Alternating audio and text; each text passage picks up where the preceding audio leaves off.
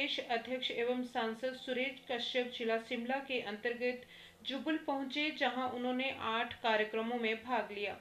उन्होंने बैठकों को संबोधित करते हुए कहा कि कांग्रेस सरकार ने हिमाचल के युवाओं के साथ बहुत बड़ा धोखा किया है। जहां उन्होंने युवाओं के साथ वादा किया था कि सत्ता में आते ही कैबिनेट में 1 लाख नौकरियां देंगे, वहीं उन्होंने 1 लाख क्या एक भी नौकरी नहीं दी और यहां अपने आप में बहुत बड़ी विडंबना है। कांग्रेस पार्टी ने उल्टा 10,000 युवाओं को नौकरी से निकाल दिया, जो कि युवाओं के ऊपर एक बहुत बड़ा प्रहार है। ये वही 10,000 युवा हैं जिन्होंने कोविड संकट काल के समय जनता की सेवा करी थी। आज वे सड़कों पर हैं, अपना अधिकार मांग रहे हैं। उन्होंने कहा कि ये वही कांग्रेस सरकार है जो झूठ बोलकर सत्ता में आई और आते ही उन्होंने जिन जिन वादों को पूरा करना था उनके विपरीत काम किया। सुरेश कश्यप ने कहा कि अगर हिमाचल प्रदेश में किसी ने महंगाई बढ़ाने का काम किया है तो वो केवल मात्र कांग्रेस है। अभी तक सत्ता में आते ही डीजल पर 2 बार वैट बढ़ाने का काम इसी सरकार ने किया है। डीजल को 17 रुपये महंगा कर दिया गया। इसके सभी प्रकार की वस्तुएं महंगी हो गई और हिमाचल प्रदेश की जनता पर बोझ बढ़ गया है। ऐसी सरकार लंबे समय तक नहीं चलेगी जो कि अपनी सुख सुविधाओं के लिए जनता पर बोझ डालने का काम करती है। उन्होंने कहा कि सरकार में उनके अपने विधायकों के काम ही नहीं हो रहे हैं। विधायक निधि पर रोक लगाई गई थी। जब नेता प्रतिपक्ष द्वारा और भारतीय जनता पार्टी के नेताओं द्वारा संघर्ष किया गया, तब हिमाचल प्रदेश में विधायक निधि स्वीकृत की गई और वो भी आधी ही।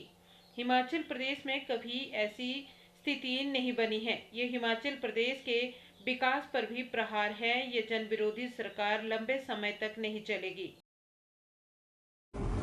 हमारे जिन बच्चों को नौकरी लग रही थी पिछले 1.5 साल में, जिनकी काउंसलिंग होनी थी, जिनको कॉल लेटर जाने थे, जिनका डॉक्यूमेंटेशन होना था, वो सारे बच्चे आज अपने आप को बहुत ठगा महसूस कर रहे हैं। 10,000 बच्चे जो कोविड के समय में हमने, विशेष रूप से लड़कियां, बेटियां, कोविड के समय में स्टाफ नर्सेज भर्ती की थी।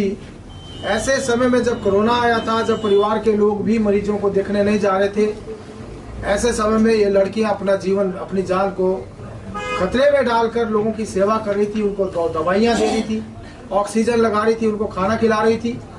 ऐसे वार्ड बॉयज, उनको इन्होंने घर का रास्ता दिखा दिया, उनको घर भेज दिया, उनको नौकरी से निकाल दिया। एक भी नई नौकरी इन्होंने नहीं दी। और जो महंगाई की बात करते थे, उन्होंने सबसे पहला आते ही क्या किया कि डीजल के ऊपर 7 रुपये वैट बढ़ाया। अब आप समझते हैं, जब डीजल के ऊपर वैट बढ़ता है तो किराया बढ़ता है, भाड़ा बढ़ता है। भाड़ा बढ़ता है तो हर वस्तु के आज खाने पीने के दालों के दाम बढ़ गए, डिपो के राशन के दाम बढ़ गए, खाने के तेल के दाम बढ़ गए, जितना कंस्ट्रक्शन का मटेरियल है उस सबके दाम बढ़ गए। तो कुल मिलाकर